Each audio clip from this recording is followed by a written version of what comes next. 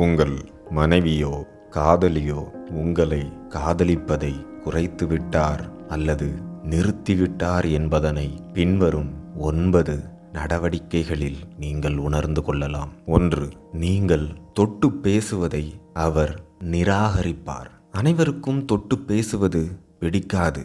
ஆனால் காதலில் அப்படி அல்ல.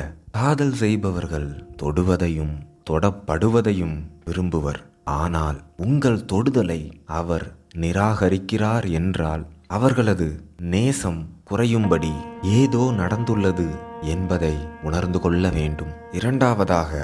அவர் உங்களை ஒரு 3ஆம் நபர் போல நடத்துவார். நீ என்ன வேண்டுமானாலும் செய்து கொள், எனக்கு ஒன்றும் இல்லை என்ற வாக்கியம்தான் இதன் தொடக்கம். உங்கள் உறவில் இதன் பிறகு மயான அமைதி நிலவும். அதற்காக உங்கள் மனைவியோ அல்லது காதலியோ உங்களை புரிந்து கொண்டு விட்டார், உங்களுக்கு முழு சுதந்திரம் கொடுக்கிறார் என்ற அர்த்தமில்லை. அவர்கள் அடங்கிவிட்டார்கள் அல்லது நீங்கள் அடக்கி விட்டீர்கள் என்றும் நினைக்க வேண்டாம். இந்த நிலையில் அவர்கள் உங்களுக்கு அடிக்கடி போன் கால் செய்ய மாட்டார்கள், உங்களுடன் வாக்குவாதம் செய்ய மாட்டார்கள், உங்கள் தவறுகளையும் சுட்டிக்காட்ட மாட்டார்கள். உண்மையில் அவர்களது அன்பு அங்கே வறண்டு போய்விட்டது. 3.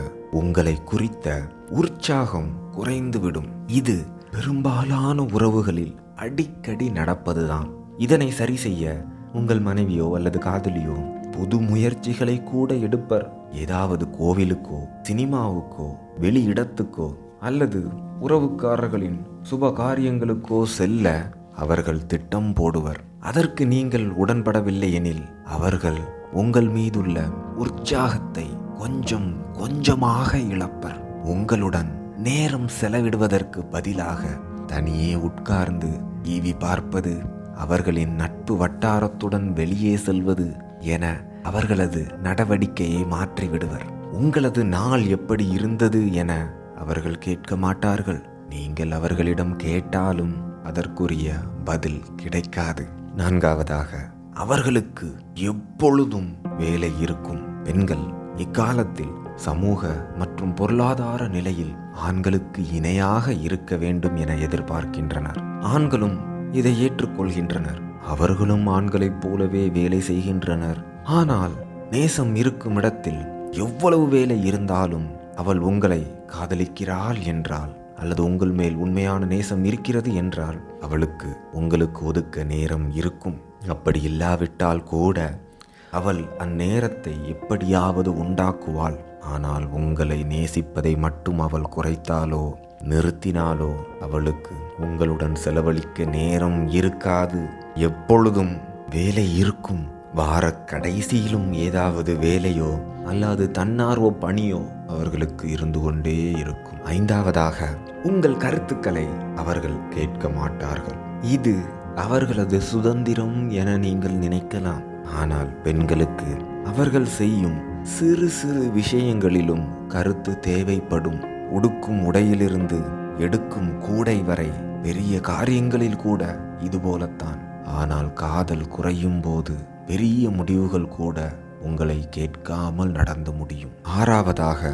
அவர்களது சொந்த விஷயங்களை உங்களிடம் கூற மாட்டார்கள். உண்மையான நெருக்கம் என்பது எவ்வித கூச்சமுமின்றி தனது அந்தரங்க விஷயங்களை தனது காதல் துணைக்கு கூற வைக்கும். இது அவர்களது முன்னாள் காதல், எதிரிகள், ஜொல்லு பார்ட்டிகள், அவர்கள் பெற்ற பாராட்டு இவை குறித்த தகவல்களாக கூட இருக்கும். தினசரி நடக்கும் சின்ன சின்ன விஷயங்களாக கூட இருக்கும்.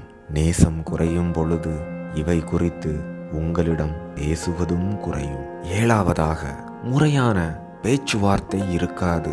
வழக்கமான பேச்சுவார்த்தைகள் இயற்கையானதாக இருக்கும். ஆனால் இப்பொழுது ஏதோ பிடிக்காதவருடன் கஷ்டப்பட்டு பேசுவது போல் அவர்களின் பேச்சு இருக்கும். ஒரே வார்த்தையில் பேச்சுவார்த்தை முடிவதாக இருக்கும். சரி பார்த்துக்கலாம், அதுக்கென்ன, ஒன்றும் இல்லை என்பது போல் இருக்கும். இது அதிகமாக போகும்போது சில நாட்களுக்கு பேச்சுவார்த்தை சுத்தமாக இருக்காது. இந்த சூழ்நிலையில் எதுவோ சரியில்லை என உணர்ந்து அதனை சரி செய்து கொள்ள முயற்சி செய்ய வேண்டும். பேச்சுவார்த்தை சரியாக இல்லாத உறவு என்ஜின் இல்லாத கார் போல. அதில் வாழ்க்கை பணம் வாழ்க்கை பயணம் செய்ய முடியாது. 8வதாக, அடிக்கடி குறை கூறுதல் நிகழும். தவறுகளை சுட்டி காட்டுவது நல்லதுதான், ஆனால் எப்போதும் குறை கூறுவது அங்கே உறவில் சரியற்ற தன்மையை தான் குறிக்கும். அவர்களுக்கு நீங்கள் செய்வது எதுவும் சரியாகப்படாது. உங்களை குறித்து அவளது நட்பு அல்லது குடும்ப வட்டாரத்திலும் குறை கூறுவர். அவளுக்காக செய்வது தெரிந்தும் கூட அவள் குறை கூறினால் அவள் உங்களை நேசிப்பதை நிறுத்துகிறாள் என அர்த்தம். இறுதியாக, நான் போகிறேன் என்ற வார்த்தை. அவள் நேசிப்பதை நிறுத்திவிட்டால் உடனே அந்த உறவை முறிக்க துணிய மாட்டாள். படிப்படியாகத்தான் அந்த உறவு வேண்டாம் என்ற முடிவுக்கு வருவாள். முதலில் எதிர்காலம் குறித்து பேசுவதை குறைத்துக் கொள்வாள். அதில் ஆர்வம் இல்லாதது போல் இருப்பாள். ஏனென்றால் உறவு சரியாகிவிடும் என்ற எண்ணத்தில் இருப்பாள். இந்நிலையில் கூட உங்கள் உறவை புதுப்பிக்க முடியும். இதை தாண்டிய கட்டத்தில்தான் அவள் உங்களை ஏமாற்றுவாள் அல்லது பிரிந்து விடுவாள். மேற்கண்ட 9 விஷயங்களையும் நீங்கள் உணர ஆரம்பித்தாலே நேசம் குறைகிறது. அதனை புதுப்பிக்க முயற்சிகள் வேண்டும் என நீங்கள் புதுப்பிக்க முயற்சி செய்ய வேண்டும். இல்லையேல் உறவுகள் விரிசல் அடைவதும் பிரிவதும் கசப்பதும் நடந்தேறும். இதை மாற்றும் முயற்சி உங்கள் வாழ்வை மாற்றிடும். நன்றி.